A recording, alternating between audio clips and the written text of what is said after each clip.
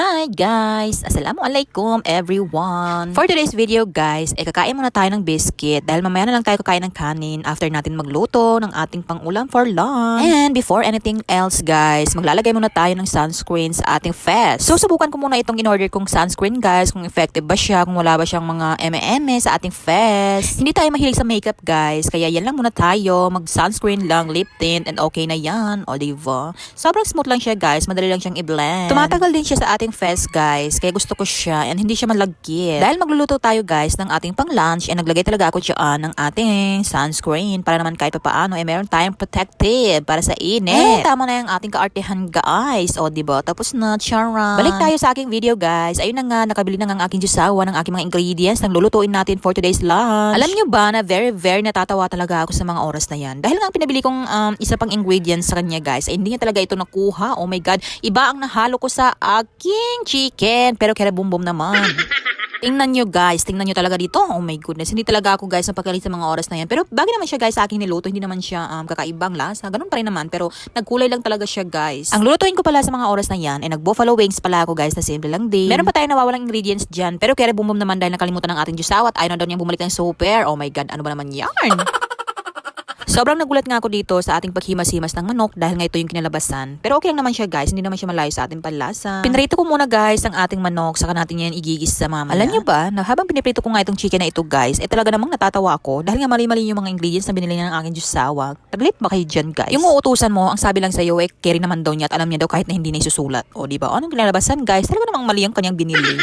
Binabantayan ko lang itong chicken ko guys dahil hindi nga ito golden brown ang kalabasan dahil oh my god, hindi ko alam, red na red siya.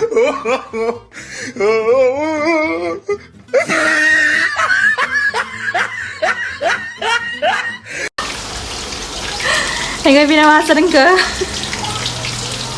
Naglip tint.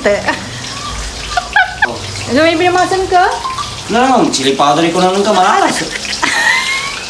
Di maka ng mga ata.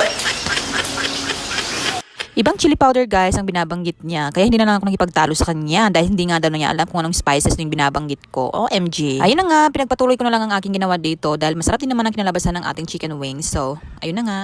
Guys, wala tayong magagawa dyan. Pero, dahil nagkamali siya ng ingredients na binili, hindi problema yan.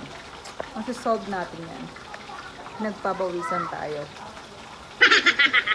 Halos patapos na rin pala ako sa aking ginagawang pagprito guys sa chicken natin dahil nga ang araw na ito is it's Friday. Medyo masalungat nga ang araw na yan guys dahil nga napakalaking trahedya nga ang nangyari dito sa lugar namin sa mga araw na yan. Sobrang nakakalungkot guys dahil nga hindi natin alam sa mga oras na yan may magaganap palang ganun. Talaga namang nakakatrauma guys yung mga ganyang pangyayari, yung mga ganitong sakuna. Hindi talaga natin alam guys kung kailan at anong oras yan nagaganap. Kaya lagi po tayong mag-iingat guys sa lahat ng bagay. Buti na lang din at wala masyado gaanong nasaktan sa pangyayaring yon, kaya lagi po tayong mag-iingat guys. And ayun na nga guys, patapos na pala tayo sa ating piniprito. Last na pala ito guys at magigisa na rin tayo para sa ating sauce. Hindi ko talaga lubos akalain guys na mangyayari ang mga ganong bagay. Kaya wala talaga tayong idea kung kailan tayo papasukin ng mga ganong sakuna. Pero para nga sa akin guys talaga namang nakakatrauma dahil nga paulit-ulit itong nangyayari sa aming lugar. Kaya thank you pa rin sa kay Allah dahil nga kahit papaano ay wala masyadong nasaktan and inshallah ay makakabangon din lahat. Sadya na kayo guys na i-share ko lang din ang mga aming karanasan dito sa aming lugar dahil nga nakakatakot at syempre lagi po tayong mag-ingat sa lahat-lahat ng bagay na pwedeng pagmulan nito. Ayun na nga, balik tayo sa aking niluluto. Tapos na pala ang ating chicken guys. Kaya ginawa ko dito ay nagsaute na pala tayo ng bawang at sibuyas para sa ating sauce. Pwede kayo maglagay dito guys ng sweet chili sauce. Yung matamis-tamis na sauce guys. Kaya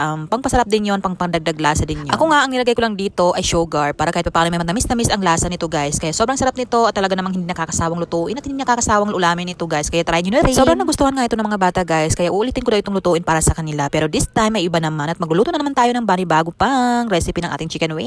Sa gusto pong mag-try ng ganitong recipe, sundin nyo lamang ito guys dahil nga sobrang napakasarap at tansya lamang guys ang ating ilalagay na ingredients dyan. Kutob-kutob lang good, gano'n. Nagmamadali nga ako sa mga oras na yan dahil nga malapit na rin ng 11 o'clock at maliliko pa tayo dahil nga pupunta pa tayo ng mosque. O diba? Friday talaga that time guys. And naglagay na pala ako dyan ng ating pepper dahil nga mas masarap pag medyo may spices. O yan, meron na tayong sugar and naglagay pa tayo ng konting water dyan. Pagkukuluin lang natin ito guys ng konting-konti at pag nakita na natin guys na medyo na lumalapot na yung ating sauce ay pwedeng na inilagay. Hindi na pala tayo maglalagay ng asin dyan guys guys ha. Toyo lang na konti ang ating lalagay at konting seasoning at okay na yan. After natin malagay lahat-lahat ng ating mga seasoning guys at ang ating mga pampalasa, ay nang at hihintayin na lang natin na medyo maglapot ang ating sauce at pwede na natin ilagay dyan ang ating chicken. At kapag ganito na pala ang ating texture guys, ating sauce, ay konting-konti na lang yan at may lalagay na natin ang ating wings dyan. O diba? Sobrang yummy. Naglagay nga pala ako dito guys ng ating konting honey. Ayan. So magkaiba nga ang sugar at ang honey guys sa tamis. Kaya naglagay ako at super napakasarap nga nito. Pagkatapos ko nga mailagay lahat-lahat ng ating mga pampalasa, ay maglalagay nga pala ako dito ng 3 pang pirasong calamansi juice para kahit papaano ay balanse lahat-lahat ng ating ginagawang sauce. And after that guys, ilalagay na natin ang ating chicken wings sa sobrang pulang-pula. Kaya carry boom boom na yan dahil ang sauce natin ay red na red rin naman. Kaya sobrang yummy at sundin nyo to.